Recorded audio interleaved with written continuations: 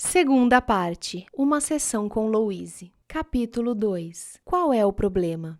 É seguro olhar para dentro. Meu corpo não funciona. Ele dói, sangra, lateja, purga, vibra, incha, vacila, anda, envelhece. Não consegue ver, não consegue ouvir, está apodrecendo, etc. Mas tudo que você criou, acho que já ouvi frases desse tipo. Meus relacionamentos não funcionam. Eles são sufocantes, ausentes, exigentes, não me apoiam, sempre me criticam, não me amam, nunca me deixam a sós. Implicam comigo o tempo todo, não querem se importar comigo, me espezinham, jamais me ouvem, etc. Mas tudo que você possa ter criado. Sim, também já ouvi todas essas. Minhas finanças não funcionam. Elas não existem, raramente estão presentes, nunca há o bastante, são inatingíveis, vão mais rápido do que vêm, não são suficientes para cobrir as despesas, escapam pelos meus dedos, etc. Mas tudo que você possa ter criado. Claro, já ouvi todas elas. Minha vida não funciona. Nunca consigo fazer o que quero. Não consigo agradar ninguém. Não sei o que quero fazer. Nunca há tempo suficiente para mim. Minhas necessidades e desejos sempre acabam de fora. Só estou fazendo isso para agradá-los. Não passo de um capacho. Ninguém se importa com o que eu quero fazer. Não tenho talento. Não consigo fazer nada direito. Tudo que faço é adiar. Nada jamais dará certo para mim, etc. Mas tudo que você possa ter criado para você mesmo. Todas essas frases eu já ouvi e muitas mais. Sempre que pergunto a um novo cliente o que está acontecendo em sua vida, geralmente ouço uma das respostas acima, ou talvez várias delas. A pessoa pensa realmente que sabe qual é o problema. Todavia, eu sei que essas queixas não passam de efeitos exteriores de padrões de pensamento internos. Sob eles existe um padrão mais profundo, mais fundamental, que é a base de todos os efeitos externos. Presto atenção às palavras que as pessoas usam quando respondem algumas perguntas básicas, como: o que está acontecendo em sua vida? Como anda sua saúde? Como você ganha vida? Gosta do seu trabalho? Como andam suas finanças? Como é sua vida amorosa? Como terminou seu último relacionamento? E o relacionamento antes desse, como terminou? Faça um resumo breve de sua infância. Observa as posturas corporais e os movimentos faciais. Porém, acima de tudo, realmente presto atenção às palavras que dizem. Pensamentos e palavras criam nossas experiências futuras. Enquanto ouço-os falar, posso realmente compreender por que eles têm problemas em particular. As palavras que emitimos dão indicação de nossos pensamentos interiores. Às vezes, as palavras usadas não combinam com as experiências descritas. Então, sei que ou eles não têm consciência do que realmente está acontecendo, ou estão mentindo para mim. Qualquer uma dessas alternativas é um ponto de início e nos dá a base da qual podemos começar. Exercício. Eu deveria. Meu passo seguinte é dar aos meus clientes papel e caneta e pedir-lhes que escrevam no alto da página: eu deveria. Eles terão de escrever 5 ou 6 modos de terminar a sentença. Alguns acham difícil começar e outros têm tanto a escrever que encontram dificuldade em parar. Então lhes peço que leiam a lista para mim, começando cada sentença com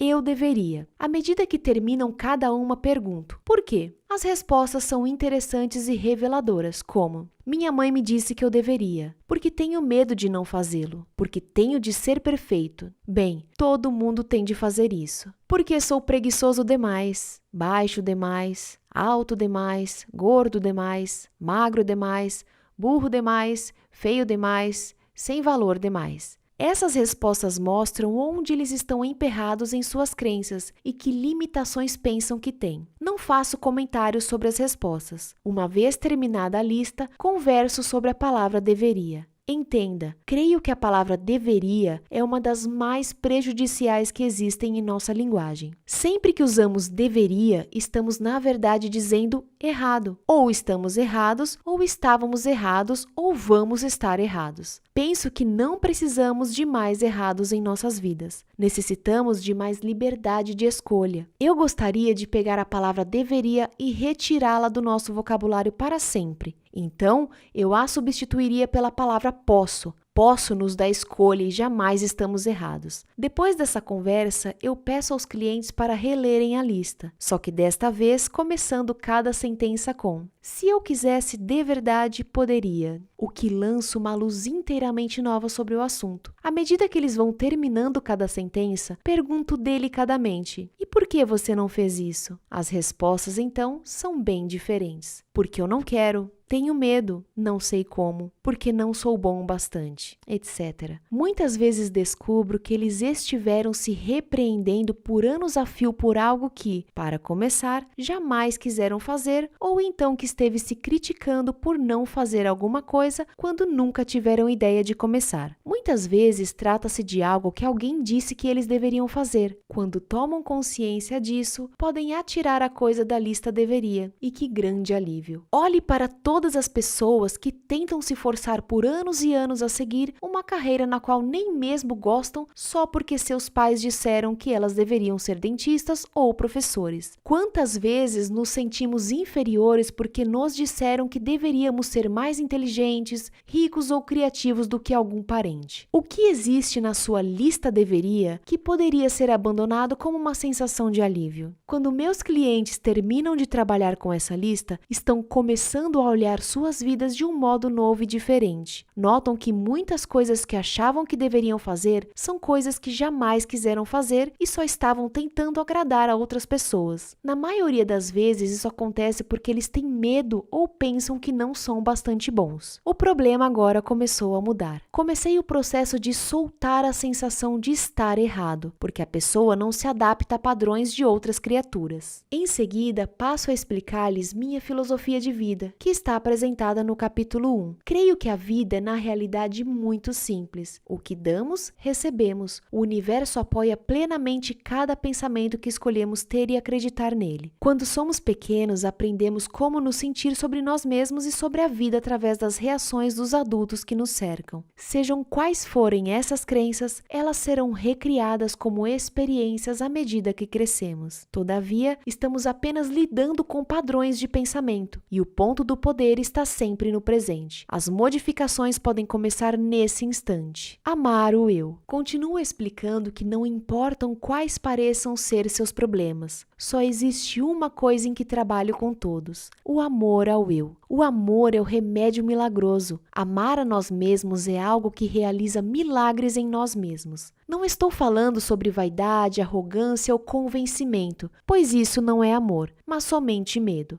Falo sobre ter um grande respeito por nós mesmos e uma gratidão pelo milagre de nosso corpo e nossa mente. Amor para mim é apreciação a tal ponto que ele enche meu coração ao máximo e extravasa. O amor pode tomar qualquer direção. Posso sentir amor por o processo da vida em si, a alegria de estar viva, a beleza que vejo, outra pessoa, o conhecimento, o processo da mente, nossos corpos e o modo como funcionam, animais, aves, peixes, a vegetação em todas as suas formas, o universo e o modo como funciona. O que você pode acrescentar a essa lista? Vamos dar uma olhada em algumas das formas de não amarmos a nós mesmos. Censuramo-nos e criticamo-nos de maneira interminável. Maltratamos nossos corpos com alimentos errados, álcool e drogas. Escolhemos acreditar que não somos merecedores de amor. Temos medo de cobrar um preço razoável pelos nossos serviços. Criamos doenças e dor em nossos corpos. Adiamos fazer coisas que nos beneficiariam. Vivemos no caos e na desordem. Criamos dívidas e fardos. Atraímos amantes e parceiros que nos diminuem. Quais são algumas das nossas próprias formas? Se de alguma maneira negamos nosso bem, trata-se de um ato de não nos amar. Lembro-me de uma cliente que usava óculos. Um dia, desprendemos um velho medo de infância. No dia seguinte, ao acordar, ela achou que as lentes de contato a estavam incomodando demais. Tirou-as, olhou à sua volta e descobriu que sua vista estava perfeita. Todavia, minha cliente passou o dia inteiro dizendo: "Não acredito, não acredito". No dia seguinte, voltou a usar lentes. A mente subconsciente não tem senso de humor. Não conseguiu acreditar que havia criado a visão perfeita. A falta de autovalorização é uma outra expressão do não amar a nós mesmos. Tom era um artista muito bom e tinha alguns clientes ricos que lhe pediram que decorasse uma ou duas paredes em suas casas. Mesmo assim, ele estava sempre atrasado no pagamento de suas contas, pois seus orçamentos originais nunca eram suficientes para cobrir o tempo envolvido na conclusão do trabalho. Ora, qualquer um que presta um serviço ou cria um produto único pode cobrar o preço que quiser. Pessoas de posses adoram pagar muito pelo que querem, pois isso valoriza mais o objeto em questão. Vamos a mais exemplos. Nosso parceiro está cansado e mal-humorado. Imaginamos o que nós fizemos de errado para causar isso. Alguém nos convida para sair 1 ou 2 vezes e depois não telefona mais. Pensamos que deve haver algo de errado em nós. Nosso casamento termina e temos certeza de que nós somos um fracasso. Nossos corpos não são similares aos que aparecem em revistas e nos sentimos inferiores. Não fechamos a venda ou não conseguimos o papel e ficamos certos de que não somos bastante bons. Temos medo da intimidade ou de deixar alguém se aproximar demais, de modo que procuramos sexo anônimo. Não conseguimos tomar decisões porque temos certeza de que elas serão erradas. Como você expressa sua falta de autovalorização? A perfeição dos bebês. Como você era perfeito quando era bebezinho? Os bebês não têm de fazer nada para se tornarem perfeitos. Eles já são perfeitos e agem como se soubessem disso. Sabem que são o centro do universo, não têm medo de pedir o que querem e expressam livremente suas emoções. Qualquer um sabe quando um bebê está bravo. Aliás, toda a vizinhança sabe. Também se sabe quando eles estão felizes, pois seus sorrisos são capazes de iluminar um quarto inteiro. Os bebês são cheios de amor. Crianças muito pequenininhas morrem se não recebem amor. À medida que vamos ficando mais velhos, aprendemos a viver sem amor, mas os bebês não suportam isso. Os pequeninos também adoram cada parte do seu corpo, amam até suas próprias fezes. Eles têm uma coragem incrível. Você era assim. Nós éramos todos assim. Então começamos a ouvir os adultos à nossa volta que haviam aprendido a ser medrosos e passamos a negar nossa própria magnificência. Nunca acredito quando os clientes tentam me convencer de como são horríveis ou tão pouco dignos de amor. Meu trabalho é levá-los de volta à época em que sabiam como realmente amar a si mesmos. Exercício, espelho. Peço ao cliente para pegar um espelho pequeno, olhar bem nos olhos, dizer seu nome e depois: eu o amo e aceito exatamente como você é. Esse exercício é extremamente difícil para muitas pessoas. É raro eu obter uma reação tranquila, muito menos um pouco de alegria com essa prática. Alguns choram ou ficam com os olhos marejados. Outros se enfurecem. Outros ainda menosprezam suas feições ou qualidades. Uns poucos afirmam que não conseguem. Cheguei a ver um homem atirar o espelho para longe e querer fugir. Precisei trabalhar meses seguidos com esse cliente até ele poder começar a relacionar-se consigo mesmo no espelho. Por muitos anos eu olhei no espelho apenas para criticar o que eu via nele. Hoje, quando me recordo das intermináveis horas que passei acertando as sobrancelhas, tentando me tornar razoavelmente aceitável, eu acho graça. Lembro-me bem do medo que eu sentia de olhar dentro dos meus próprios olhos. No meu trabalho, esse exercício me mostra muito. Em menos de 1 hora, sou capaz de atingir o âmago da questão sob o problema externo. Quando se atua apenas no nível do problema, gastam-se horas intermináveis trabalhando em cada detalhe, e no instante em que tudo parece arrumado, ele brota num outro lugar qualquer. O problema raramente é o verdadeiro problema. Ela vivia preocupada com sua aparência, em especial os dentes. Estava sempre trocando de dentista, achando que o último só a fizera parecer pior. Resolveu fazer plástica no nariz, mas o resultado foi ruim. O fato era que cada profissional estava refletindo sua crença de que ela era feia.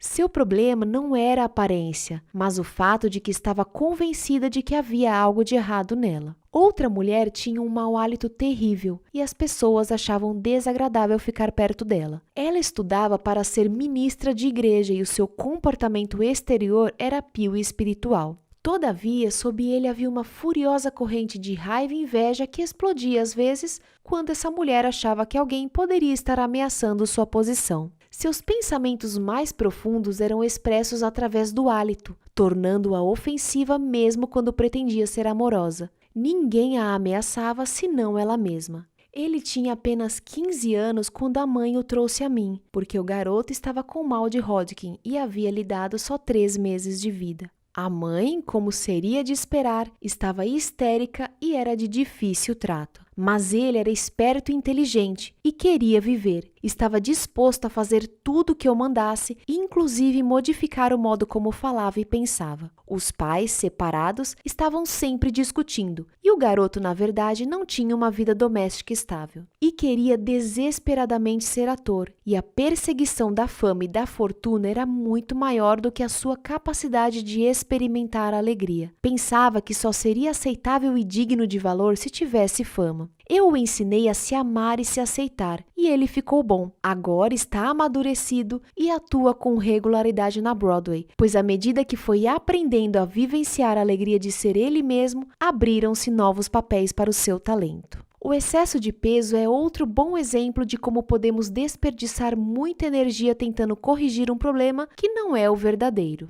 As pessoas frequentemente passam anos e anos lutando contra a gordura e continuam com excesso de peso. Afirmam que todos os seus problemas vêm porque elas estão gordas. O excesso de peso é só um efeito exterior de um profundo problema interno. Para mim, ele é sempre o medo e uma necessidade de se sentir protegido. Quando nos sentimos amedrontados ou inseguros, ou não bom o bastante, muitos de nós acumulamos gordura para se proteger. Gastar tempo nos menosprezando por sermos gordos demais, sentir culpa a cada garfada que comemos, fazer todas as coisas más que fazemos a nós mesmos quando engordamos, não passa de desperdício de tempo. Daqui a 20 anos estaremos na mesma posição, porque não começamos a lidar com o verdadeiro problema por trás da gordura. Só conseguimos nos tornar mais amedrontados e inseguros e então precisamos de mais peso para proteção. É por isso que eu me recuso a focalizar a atenção na gordura ou em dietas, pois estas não funcionam. A única dieta que dá certo é a dieta mental, a que evita pensamentos negativos. Costumo dizer aos meus clientes: vamos colocar essa questão de lado por algum tempo enquanto trabalhamos em algumas outras. Muitas vezes me dizem que não podem se amar porque são muito gordos,